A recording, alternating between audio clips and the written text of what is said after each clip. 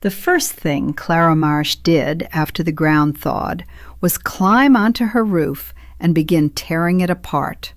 Not a corner of it, not a damaged section. All of it she worked from the ridge down, pulling nails with the flat end of her hammer, stacking shingles in careful rows along the edge of the gutter board, the way another woman might fold laundry, deliberately, without hurry, as if what she was dismantling had never been worth keeping in the first place. The June sun was already a punishment by 8 in the morning.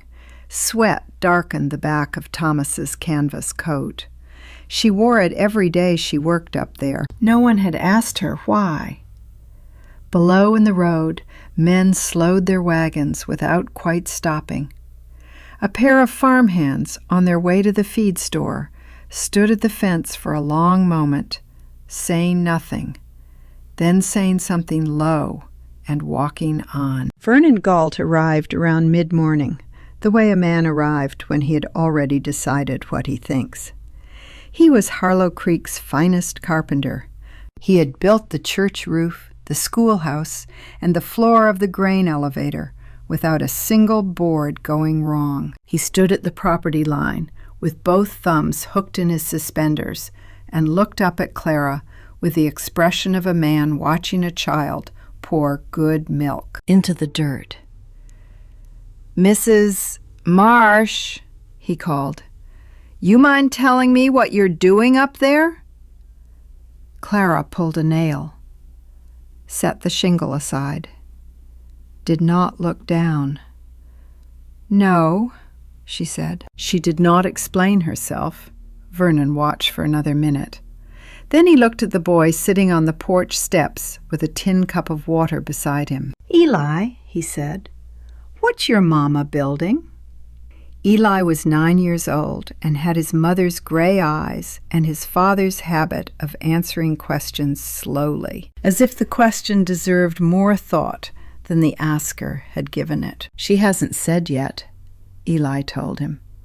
Vernon looked back up at Clara. Then he looked at the neat stack of perfectly good shingles coming down off a perfectly good roof. He shook his head the way men did when they had already composed the story they would tell at supper. "Grief does strange things," he said to no one in particular. He walked on. What secret did Clara Marsh see in those angles that no man in Harlow Creek could read? What did a millwright's daughter understand about a Dakota sky that a carpenter with 30 years and a county's worth of roofs behind him did not? Stay until the end. The sky over Harlow Creek will answer before this story is done.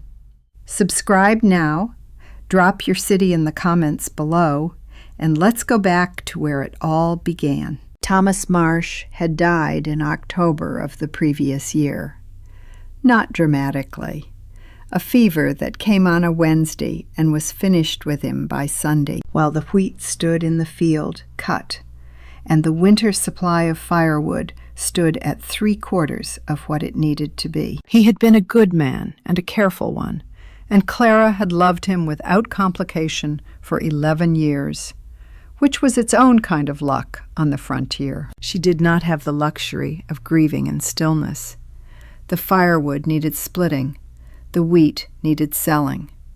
Eli needed feeding and schooling, and a mother who was present enough to do both. And so Clara did what women on the Dakota Plain did when the ground took someone they loved ahead of schedule. She kept moving.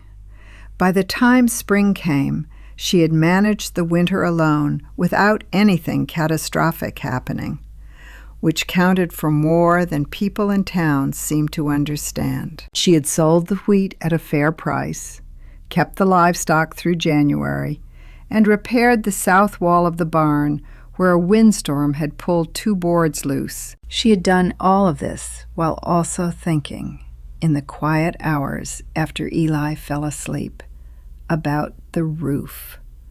Thomas had built it flat. Not wrong, flat was how you built a roof in Dakota if you were following common sense and the advice of the men around you. Wide boards, good pine shingles, a gentle pitch for runoff. Every roof in Harlow Creek was built the same way. Clara had watched every hailstorm since she arrived in this territory and understood something about those roofs that no one else seemed to bother with. A flat surface stopped what fell on it. It held it. Ice built on ice, layer on layer, until the weight became a debt the roof could not pay. She had seen it happen to the Fincher family's barn in the summer of '83. The storm hadn't been the worst she'd seen, but the roof had come down anyway, a sound like a rifle shot rolling across the fields. And afterward the Finchers had stood in their ruined barn and called it bad luck, and built the same roof again. Clara did not think it was bad luck. She thought about her father.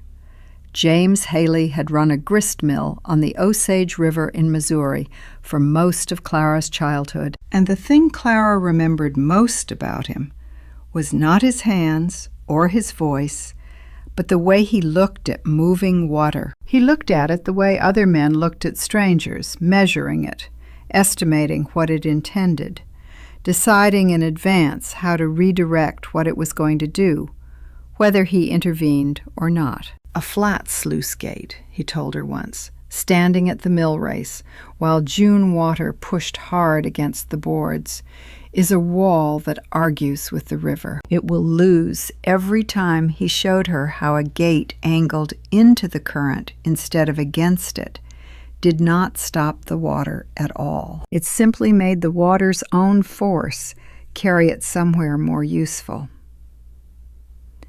Clara had been 8 years old. She had not forgotten it. She pulled the last shingles off the east face of the roof on a Tuesday afternoon and sat up at the ridgeline looking out over Harlow Creek while the sun dropped behind the grain elevator. The skeleton of the roof looked bare and strange against the evening sky. Eli brought her water at the base of the ladder without being asked. "People are talking," he said. "People were already talking," Clara said, "since October. She came down the ladder and they went inside and she made cornbread and beans while the light faded." And after supper, Eli sat across from her at the work table and finally asked the question he had been building toward all day. "Why'd you take it all off? Papa's roof never leaked." Clara set Thomas's carpenter's level on the table between them. It was a beautiful tool, brass fittings on rosewood, a bubble centered in a glass tube that Thomas had kept in perfect calibration for 20 years. Beside it she placed a flat shingle, and then a second shingle she had scored at a steep angle with her pocket knife. "Hand me a cup of water," she said. Eli brought it. She poured a thin stream onto the flat shingle. The water pooled, spread, sat. "That's what happens to a flat surface when something falls on it fast and heavy," she said. "It holds it. And what it holds, it has to carry." She tipped the angled shingle up and poured again. The water ran clean off the edge in less than a second. Eli watched it. "Now the hail," she said. She reached into the wood box and found a small, dense knot of pine, the size of a large marble. She held it above the flat shingle and dropped it. It landed, skidded, stopped. She held the knot above the angled shingle, dropped it. It hit the slope and flew sideways off the edge at speed, struck the table leg, and rolled under the bench. Eli got up and retrieved it without being asked. He turned it in his fingers. "It went away from the house," he said, "and away from the wall," Clara said. "Away from the foundation, away from the weight load on the beam." She picked up the carpenter's level, held it flat. The bubble sat dead center, where Thomas had always wanted it. "Your father used this to make everything true and flat," she said. Then she tilted it until the bubble rolled hard to one end and held it there. The level does not lie, but it only tells you what is flat. Eli looked at the bubble sitting far to the left of center. He looked at the angled shingle. He set the pine knot down slowly on the table. "How steep?" he asked. "That's the problem," Clara said.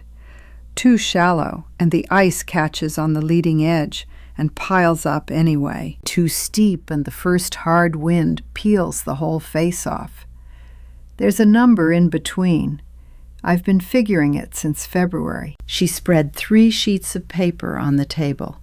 Numbers ran down the margins, angles sketched in pencil, the curves of deflection drawn over and over from different starting positions. Eli studied them the way he studied the maps in his school books, not to memorize them, but to understand the shape of the country they described. "Grandpa's mill," he said finally. Clara looked at him. "You told me about it once," Eli said, "when I was little. The water and the gate." "Yes," Clara said. Eli was quiet for a moment. Outside, a night wind moved through the yard, and the bare skeleton of the roof overhead made a low, hollow sound neither of them had heard before. It was the sound of the house without its armor. Both of them heard it. "What if you figure wrong?" Eli asked. Clara folded the papers. "Set them under the level. Then I figure it again," she said, "and again, until the number is right." Eli watched her put out the lamp. He watched her settle the papers under the level with the same care Thomas had used settling his tools for the night. He didn't say anything else. He went to bed and lay there listening to the wind move through the bare roof bones above him. Eli watched and said nothing. He was learning. Vernon Galt came back 3 days later. This time he brought Ed Reese, the hardware merchant, and a man named Colton, who had driven supply wagons across 3 territories and considered himself an authority on frontier construction of every kind. They stood at the fence and looked at the bare roof structure and at Clara, sitting up at the ridge line with a length of string and 2 wooden protractors. She had made herself from plank scraps. "Mrs. Marsh?" Vernon called. "You've got a boy to think about. A roof open to July weather is no joke." "Neither is a roof that comes down in July," Clara said. She did not look down from her work. Vernon looked at Reese. Reese shrugged. Vernon looked at Colton. Colton took his hat off and ran a hand over his head and put the hat back. "I've seen grief make people do foolish things," Vernon said, "but I've never seen it make somebody tear off a good roof." "It wasn't a good roof," Clara said. "It was a flat roof. Those are different things in this territory." She did not explain herself further. Vernon's expression tightened. He was a proud man, and he was not accustomed to being corrected about lumber by widows. He had buried the lead nail in the church roof himself. He started to say something else. "Mr. Galt," Eli said from the porch steps. Vernon looked at the boy. "She's been doing the math since February," Eli said, calm, direct, like his father. Vernon looked at the boy for a long moment. Then he looked back up at Clara. Then he put his hat on straight and walked away without another word. And Reese and Colton followed him, and the 3 of them did not look back. Eli watched them go. He picked up a shingle from the stack beside the steps and carried it up the ladder to his mother without being asked. He was learning. The lumber was the first real problem. Clara had drawn the angles she needed on paper through the winter months, refining them by February until she was certain enough to commit to the numbers. The chevron pattern she had designed called for shingles cut at specific pitches, steeper than any standard Dakota roof, by nearly double and offset in a staggered pattern so that ice bouncing off one panel would be redirected outward and down rather than sliding into the next panel's leading edge and building. Wait there. It was not a complicated idea. It was, in fact, a very old idea. Her father had understood it at a millrace on the Osage River 30 years ago. The problem was that no one in Harlow Creek would cut lumber to her specifications. The mill on the east side of town was run by a man named Pete Gruber, who had been cutting standard roof boards for 22 years and saw no reason to change his setup for one woman's strange project. He quoted her a price and then a wait time, and then, when she described exactly what pitch she needed on each board, he looked at her the way Vernon Galt had looked at her and told her he didn't cut experimental lumber for the residential trade. She did not argue with him. She did not explain herself. She drove 14 miles north in the wagon to a mill outside the town of Bidwell that had a custom saw rig and a miller who was interested in them. Problem the way some men were interested in puzzles, not warmly, but persistently. He looked at her drawings for a long time. He asked 2 questions. He quoted her a price that was higher than Gruber's by 1/3. She paid it. The drive back with the first load of angled lumber took most of a day. Eli sat beside her on the wagon seat and counted fence posts to stay awake on the return. The boards were longer and heavier than standard shingles and had to be stacked with care to keep them from warping in the heat. Clara had brought canvas to cover them. She had thought of most things. That was the nature of February thinking. It was quiet and long, and there was very little else to do but sit beside the stove and trace the same problem from every direction until the directions ran out. The actual building was something else. She had known it would be hard.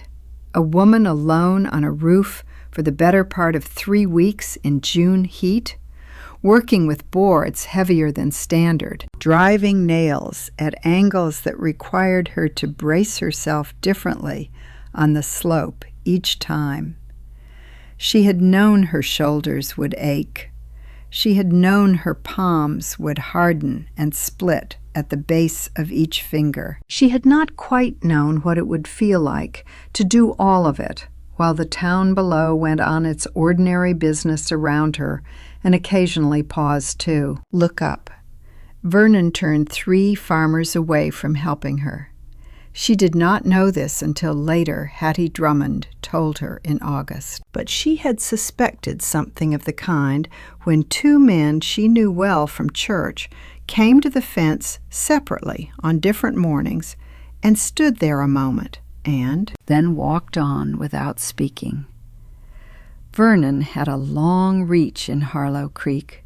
His opinion moved through the town like water through level ground, finding every low spot. She kept working. Eli helped in the mornings before school.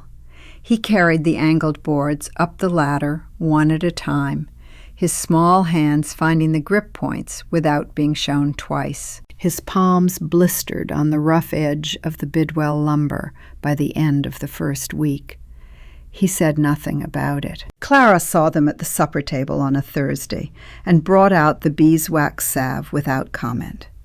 And they did not discuss it. And the next morning he was back at the base of the ladder before the sun had fully cleared the eastern tree line. Eli watched and said nothing. He was learning. The shape of the roof took form slowly over 12 days. From inside the house, it was possible to hear the difference almost immediately. The boards had a sound on the slope that standard shingles did not, a density to the nailing that made the whole structure feel more deliberate. From the road, it looked broken. That was the only word for it. From below, From the fence line where Vernon Galt and the other men stood, the staggered chevron pattern of angled boards set in offset rows looked nothing like a roof. It looked like the work of someone who had forgotten what roofs were supposed to do. The angles contradicted each other visually. One panel drove sharply left. The next broke right. A third ran steeply down the center, only to be interrupted by a fourth at a different pitch. There was no symmetry. There was no visual logic. There was only Clara Marsh up on the ridgeline in her husband's canvas coat, driving nails with the steady patience of a woman who had stopped requiring the town's understanding some time ago. Vernon came on a Saturday afternoon with two men whose names Clara did not catch. "You mind if I take a look up close?" he called. "Look all you want," Clara said.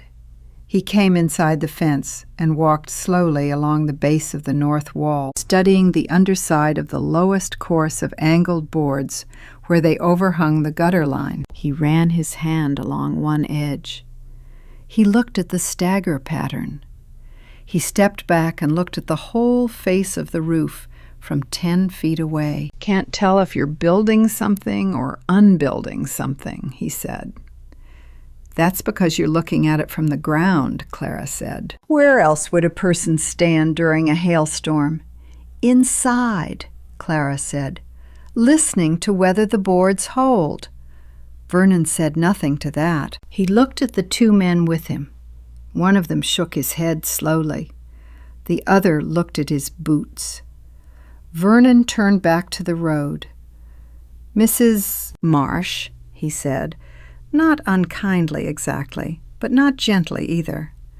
"When this doesn't work, I'll come back and help you rebuild it right.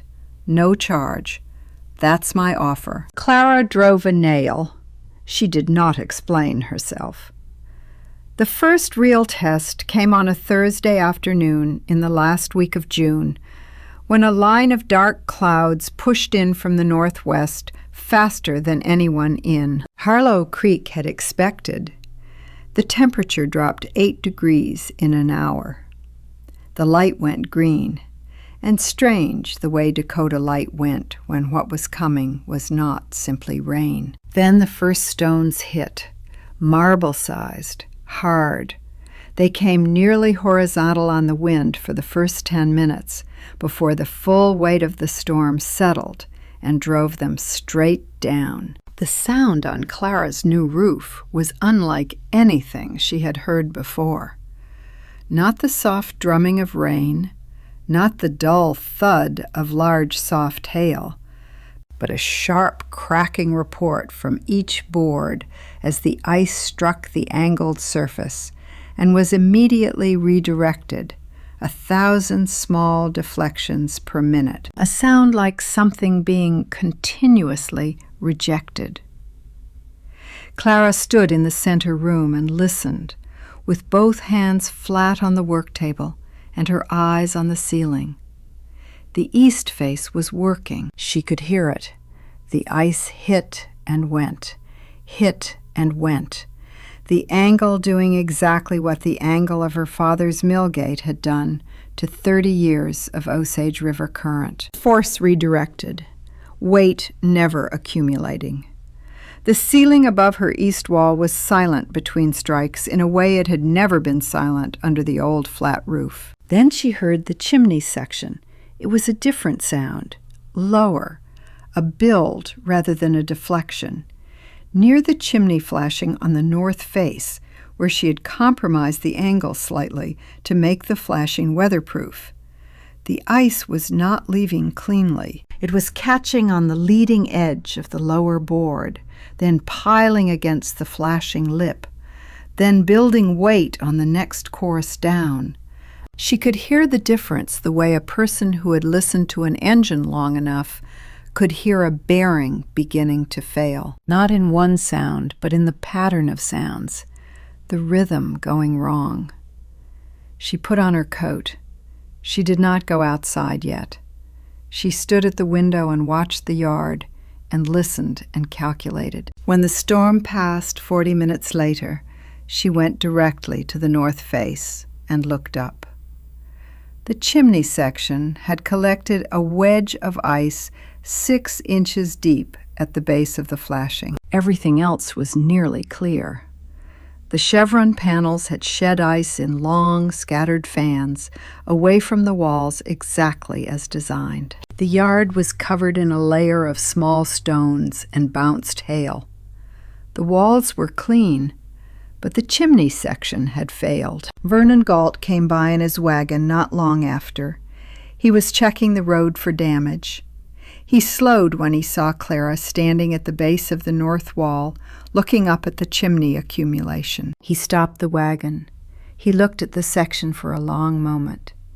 He looked at the rest of the roof, which he could now see was nearly clear. He did not say anything about the clear sections. "Told you," he said. "One bad section and the whole thing comes down different. In a real storm, that wedge doubles and doesn't stop until it takes the flashing and the beam behind it." He drove on. Clara stood there another minute. Then she went inside and made supper and helped Eli with his reading lesson and put him to bed and sat at the work table for an hour with the 3 sheets of paper and the carpenter's level and the scored shingles until she found what she had done wrong. The flashing compromise had reduced the pitch by 4 degrees. 4 degrees was enough. At the speeds hailstones reached in a Dakota storm, 4 degrees meant the difference between deflection and accumulation. She could correct it. It would mean tearing out the chimney section entirely and rebuilding it at a pitch that would require her to find a different solution for the flashing weatherproofing. It would be an additional 4 days of work she had not budgeted. The lumber from Bidwell would need one more run. She thought about Vernon's voice. One bad section and the whole thing fails. Different. She picked up the lantern and her hammer and the nail bag and went out to the ladder. The night was clear after the storm, stars sharp and close, the way they got in Dakota after weather moved through.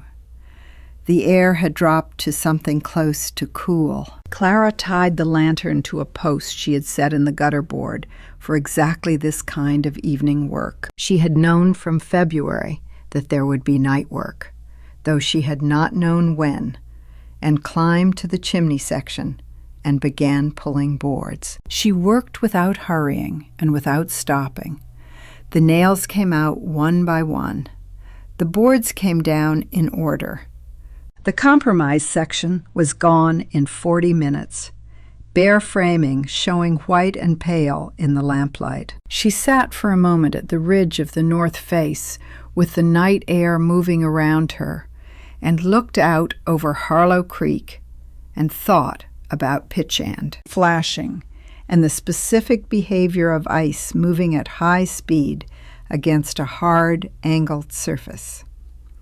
And after a while the answer assembled itself fully in her mind with the quiet certainty of a thing that had always been true and simply needed the right conditions to become visible. She began nailing the new course at 4 minutes past midnight.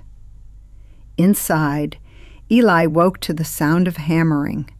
He lay still and listened for a moment. Then he got up and went to the window and stood there in the dark, looking out at the lantern light moving steadily along the north face of the roof, and the small figure of his mother working alone above the line of the eaves against the star-filled sky. He watched for a long time. He did not call out to her. He did not ask if she needed anything. He went back to bed and lay there listening to the hammer strikes coming down steady and certain in the night, one after another, until they stopped just before dawn and the silence came back, and he finally fell asleep.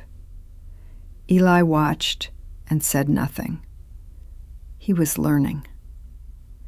Old Hattie Drummond crossed the road on a Monday morning 4 days after the test storm. She did not come with a pie. She did not come with an opinion.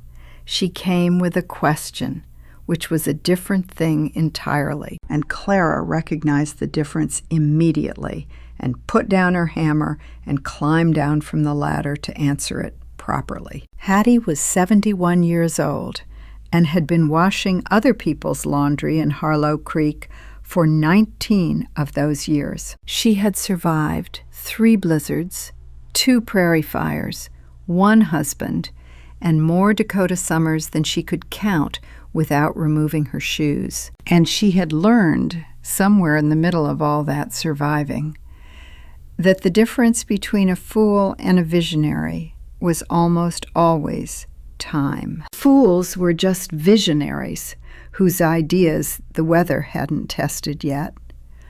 Or visionaries were just fools the weather had decided to be generous with. Either way.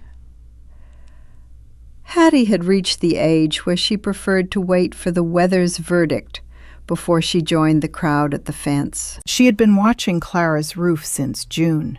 She had watched the shingles come off. She had watched the strange, staggered boards go on. She had watched Vernon Galt and his men stand at the fence and shake their heads.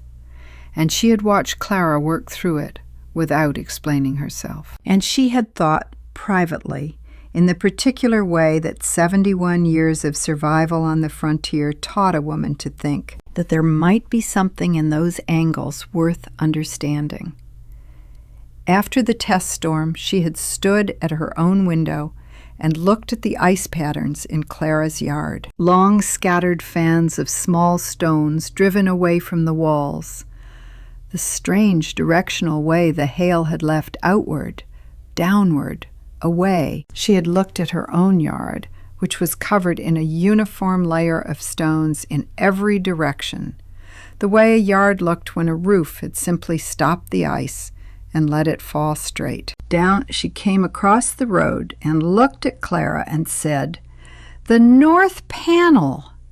How'd you calculate the pitch on that one specifically?" Clara took her inside and showed her the papers. Hattie studied them for a long time at the work table, leaning close without her reading spectacles because she had left them across the road and was not going back for them. She moved her finger along the lines of numbers. She looked at the angle sketches. She looked at the shingle models Clara kept on the end of the table. Flat shingle, angled shingle, the small pine knot Eli had retrieved from under the bench on the night Clara had first explained it. Hattie picked up the pine knot. She held it above the angled shingle. She dropped it. It struck the slope and flew sideways off the edge. She watched where it landed. "The ice didn't pile," she said. Not a question, an observation. "In the test storm, I watched from the window. It left—" "That's what the angle does," Clara said. "It doesn't stop the force. It redirects it." Hattie set the pine knot down carefully in the center of the flat shingle, where it sat and stayed. "And a flat roof just holds it," Hattie said. "Until it can't any more," Clara said. Hattie straightened up slowly. She looked out the window toward the north face of the roof, where the rebuilt chimney section now sat at the corrected pitch, its flashing solved by a method Clara had worked out in the dark on the ladder 4 nights ago. She looked at it for a long time. "Vernon's a good carpenter," she said finally.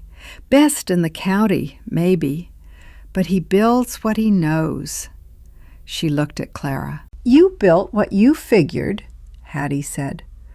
"Those are different things." She went back across the road without another word. Clara stood in the doorway and watched her go. Then she picked up the carpenter's level from the work table and turned it in her hands for a moment. The brass cool, the rosewood warm, the bubble sitting dead center the way Thomas had always kept it. She tilted it until the bubble rolled hard to one end. "The level does not lie. But it only tells you what is flat. She set it back under the papers and went back up the ladder. 3 days later, Hattie hung her laundry inside. Clara noticed it from the roof in the early morning.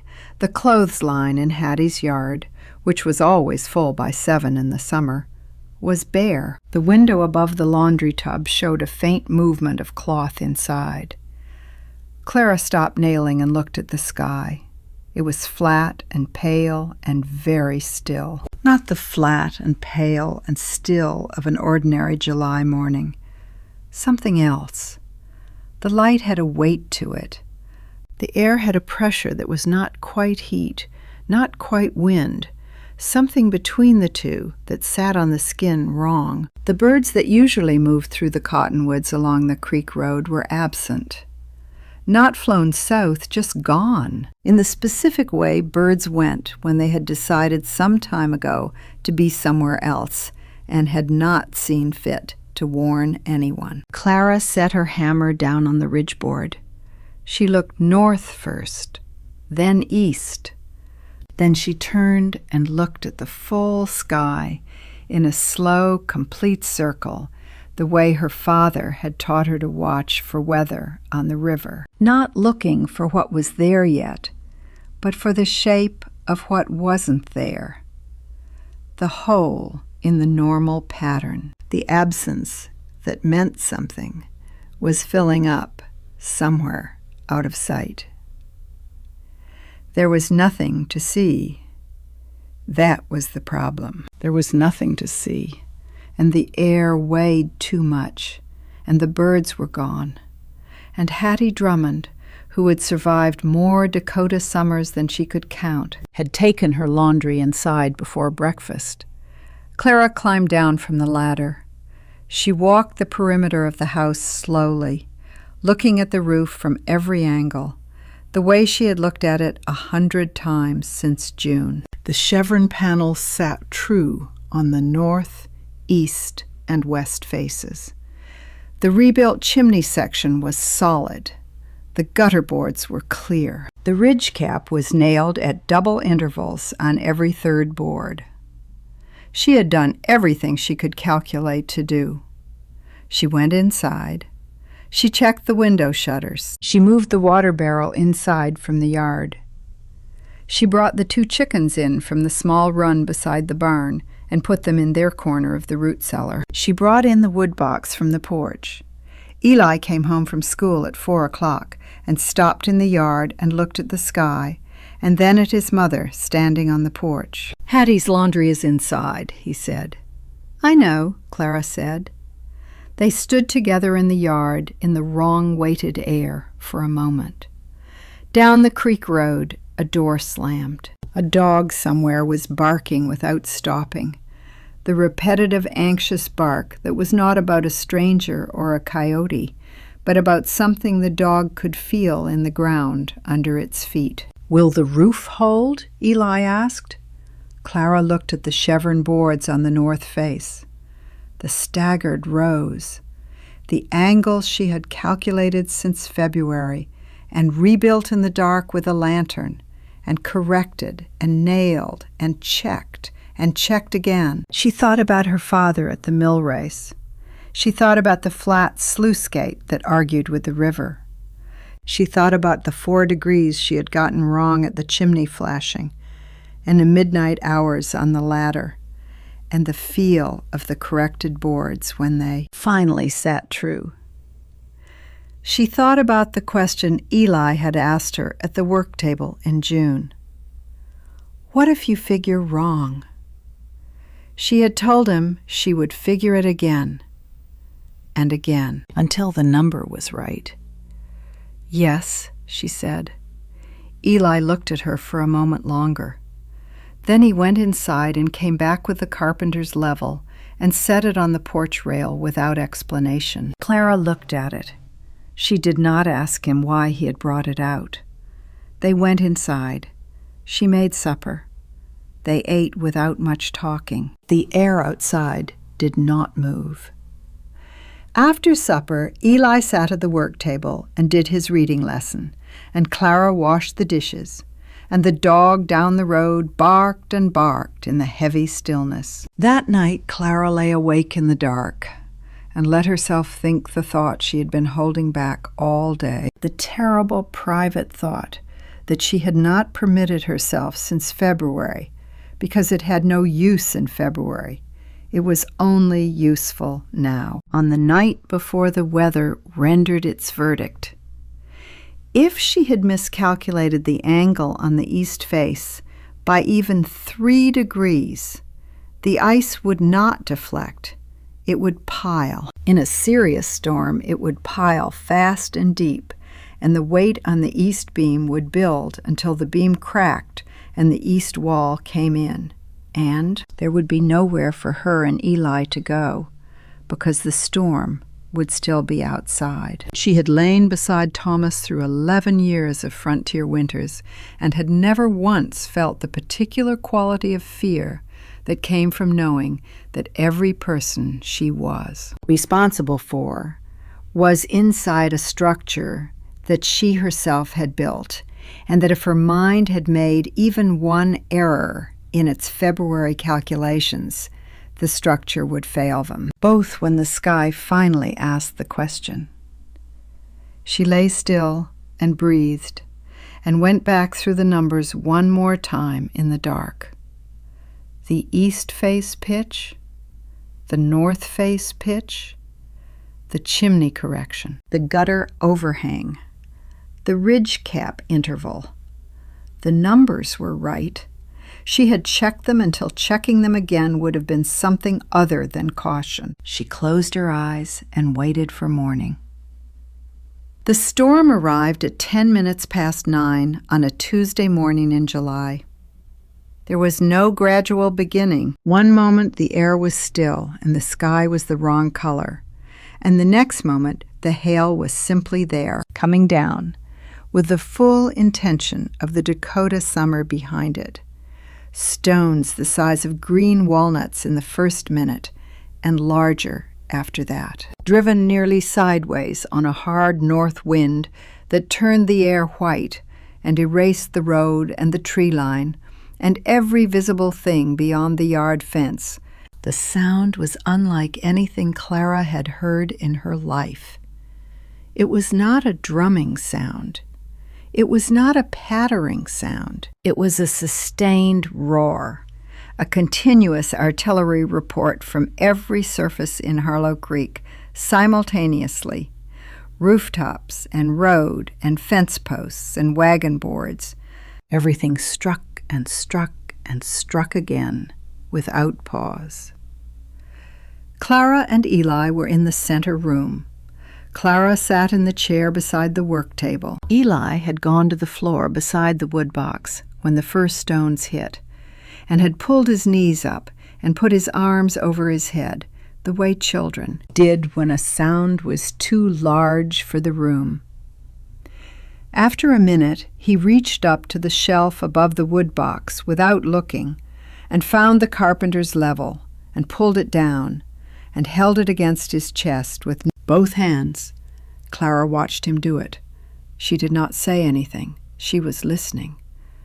The east face was working. She could hear it under the roar, the specific sound of the chevron panels, the sharp, deflective crack of ice striking angled wood and being thrown outward and down rather than stopped and held. It was the sound she had heard in the test storm, familiar now, the sound of the angle doing its work.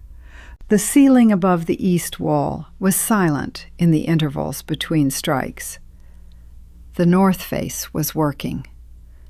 The rebuilt chimney section was working. She could hear the difference between a deflecting board and a building one. She had learned that difference in the test storm, and she would never forget it. And what she heard now from the north face was deflection, clean and continuous and correct. The west face, working.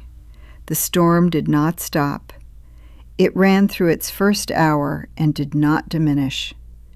Eli stayed on the floor with the level against his chest and his eyes closed. Clara stayed in the chair and listened to every quarter of the roof in turn. East, north, west, east again, tracking the sound against what she knew the sound should be, looking for the change in pattern, the low building note, the rhythm going wrong. In the second hour, one beam groaned. Clara heard it and went still in her chair. A long, slow creak from somewhere in the east wall framing, the sound of wood under load, a load building. She stood up, she went to the east wall and put both hands flat against it, listened through her palms, felt the vibration of the roar outside, the continuous percussion of ice against the angled boards. She stood there with her hands on the wall and her eyes closed and waited for the groan to come again. It did not come again. Not a beam failing, a beam settling. She knew the difference. She had listened to enough lumber in enough weather to know the difference between wood in pain and wood simply finding its position under load. She took her hands off the wall. She went back to her chair.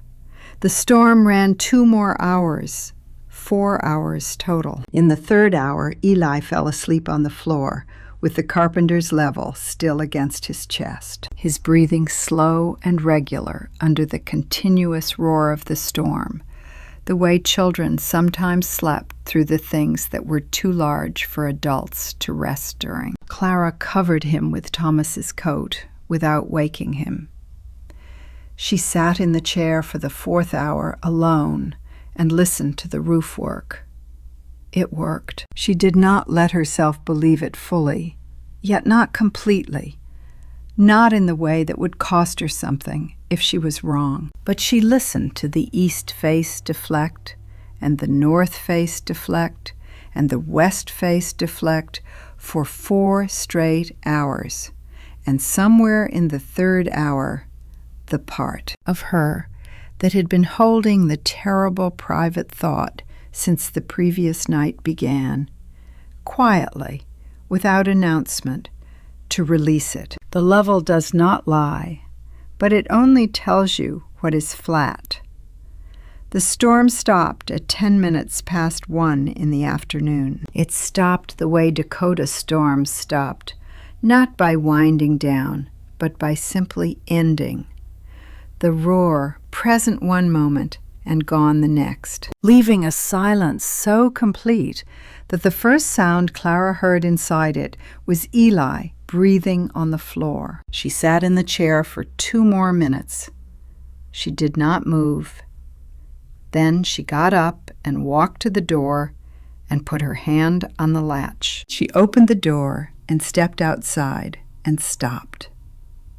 The yard was covered in ice, not a dusting, not a scattering, a solid white layer of stones and packed hail, 3 inches deep in most places, deeper where it had drifted against the fence posts and the base of the barn wall. The world beyond the yard fence was white in every direction. The road had disappeared beneath it.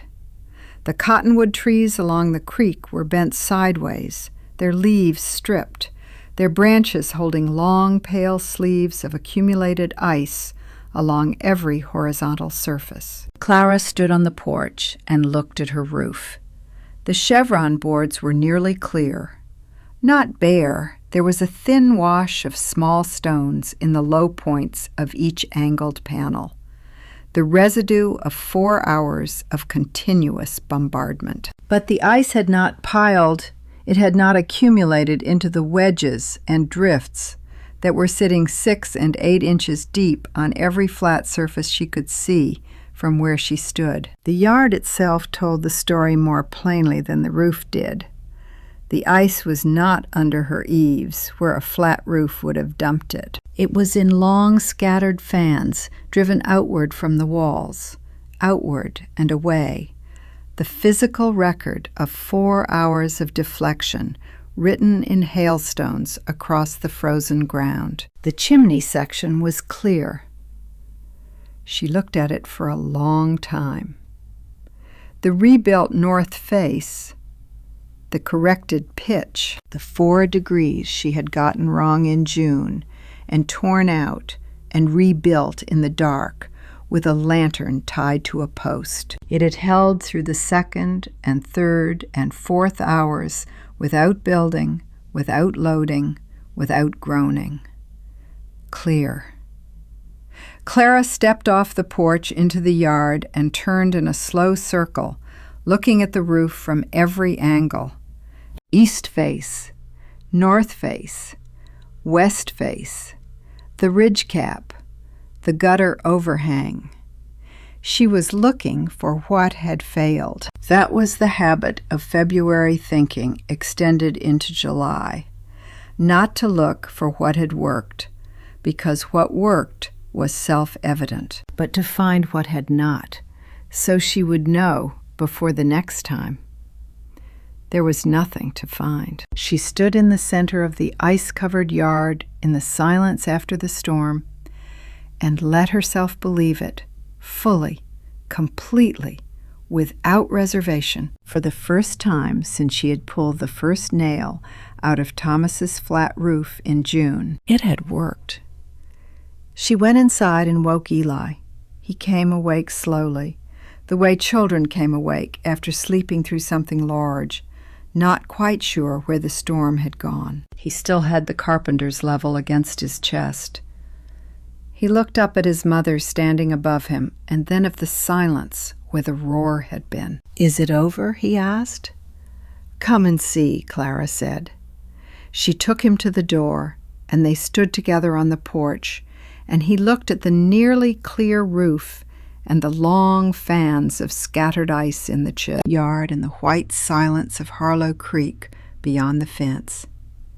He held the level in both hands and looked for a long time without speaking. "The ice left," he said finally. "Yes," Clara said. Eli looked at the yard, at the fans of deflected stones driven outward from the walls. He crouched down and put one hand in the nearest fan and picked up a stone and turned it in his fingers, one of the larger ones, the size of a green walnut, its surface already beginning to sweat in the warming air. "It went away from the house," he said. Same words, same observation, the same thing he had said in June with the pine knot and the scored shingle at the work table. Clara heard them land differently now, not as a child repeating what he had been shown, but as a child who had sat on the floor through 4 hours of roaring darkness and held his father's level against his chest and come out the other side of it into a clear yard and understood in the specific way that experience taught what explanation could not, what the angle had done. She did not say anything. She put her hand on the back of his head once, briefly. Then she looked toward the road. The damage became visible as the silence settled and the world reassembled itself beyond the fence. The first thing she noticed was Vernon Galt's new barn. She could see the north roof from the road, or rather, she could see where the north roof had been. The boards were gone across a 20-foot section, stripped back to the framing. The interior of the barn open to the July sky. The hail had not simply dented it. It had taken it. The church was worse. The steeple stood, but the main roof had a hole through it near the south transept. Boards split and cracked inward, the dark gap showing against the pale sky like a wound. Clara counted 3 homes on the main street where she could see damage from the road. One with a section of porch roof collapsed. One with the front-facing pitch entirely stripped. One whose chimney had come partially down and whose owner was already standing in the road beside it, with both hands in his hair, looking at it the way a man looked at a thing he did not know how to begin addressing. Eli stood beside Clara at the fence and looked at it all. "Mr. Galt's barn," he said quietly. "Yes," Clara said. People were beginning to appear in the road, doors opening, men coming out to look at what the storm had left behind. A woman 3 houses down was standing at her gate with both arms wrapped around herself, looking up at the stripped north face of her roof and not saying anything. A boy Eli's age was standing in the middle of the road holding a hailstone the size of a fist with both hands, turning it over and over as if it might explain itself. Vernon Galt came from the direction of his barn. He was walking slowly. Not the walk of a man coming to see something he expected, the walk of a man who had already seen the worst of it and was now moving through the aftermath, doing the arithmetic of what it would cost and how long it would take and whether the season could bear the weight of it. He had his hat in his hand. His hair was white where it had been damp and was drying in the open air. He came up the creek road and stopped in front of Clara's fence. He stood there and looked at the roof for a long time. Other people stopped when they saw him stop. That was the nature of Vernon Galt's authority in Harlow Creek when he paused to look at something. People assumed the looking was worth doing, and they did it too. A farmhand, then Ed Reese from the hardware store, then the woman from 3 houses down who had unwrapped her arms to come and see what Vernon was seeing. Then others. They gathered along the fence line the way people gathered in the aftermath of something large, wanting to be near whatever seemed most solid. They looked at the nearly clear roof. They looked at the fans of deflected ice in the yard. They looked at the stripped and damaged roof lines up and down the street behind them, and then back at the chevron boards that had shed 4 hours of artillery without. Accumulating. No one spoke for a moment. Vernon looked at the east face. He looked at the rebuilt chimney section. He looked at the long scattered fans in the yard, the physical record written in hailstones on the frozen ground of what the angle had done to 4 hours of force. He put his hat back on. He looked at Clara standing at her porch with Eli beside her. "You didn't build a stronger roof," Vernon Galt said. His voice carried clearly in the after-storm silence. "You built one the hail couldn't hold on to." He said it simply, without decoration, the way a man said something true that he had not expected to be true and had accepted anyway, because the evidence was written in hailstones across a clear yard. And there was no honest argument against evidence. The people along the fence heard it. They were meant to hear it. Clara looked at Vernon and gave him a small nod. He gave her one back. Neither of them said anything else.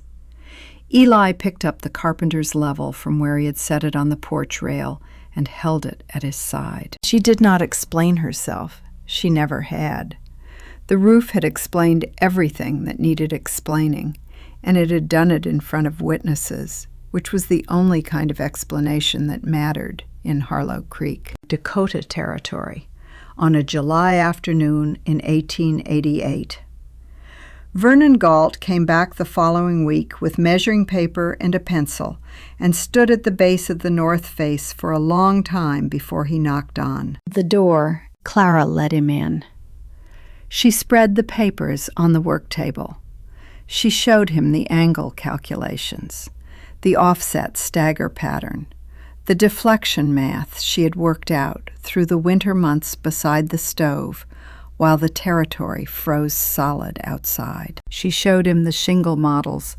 She let him drop the pine knot on the angled shingle and watch it fly. He did not pretend. He asked good questions. He wrote things down carefully.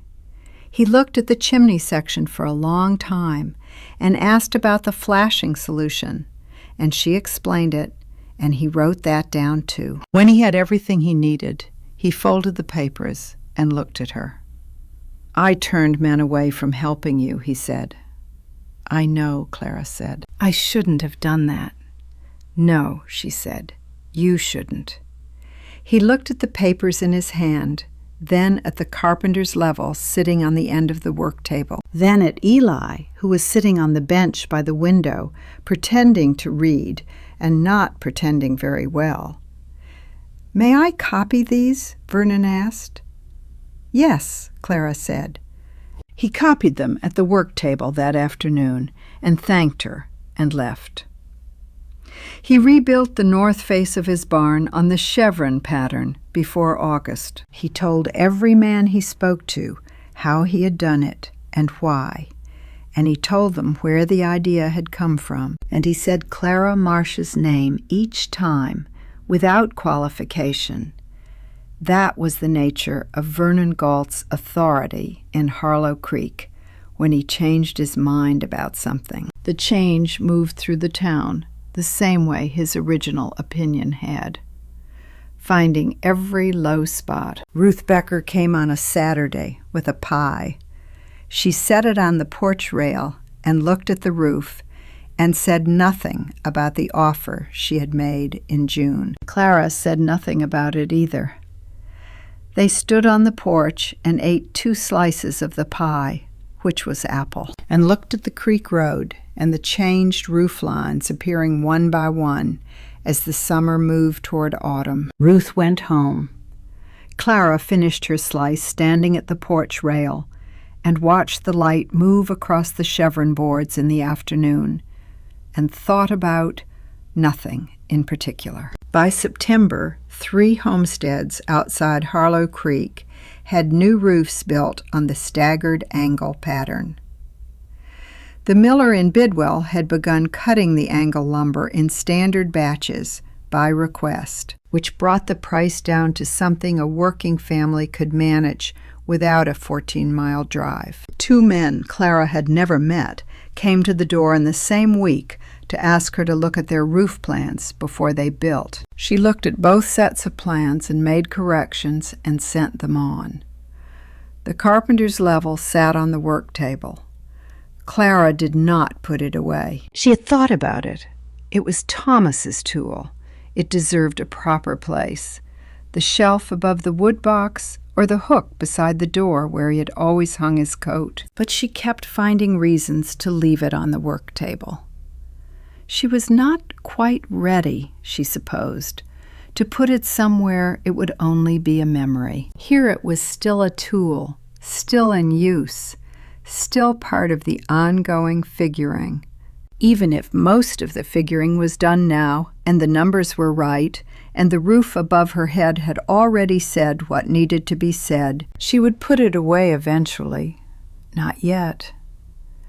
On a September morning, she was on the ladder checking the gutter board for debris when Eli came out of the house and stood at the base of the ladder and looked up at the chevron boards the way he had been looking at them since June. Not like something strange, like something familiar, like the right shape of a thing that had always been going to be this shape once someone thought about it long enough. "Does it still look wrong, Mama?" he asked. Clara looked out across Harlow Creek from the top of the ladder. The creek road in the early light, the cottonwoods beginning to show the first edge of yellow.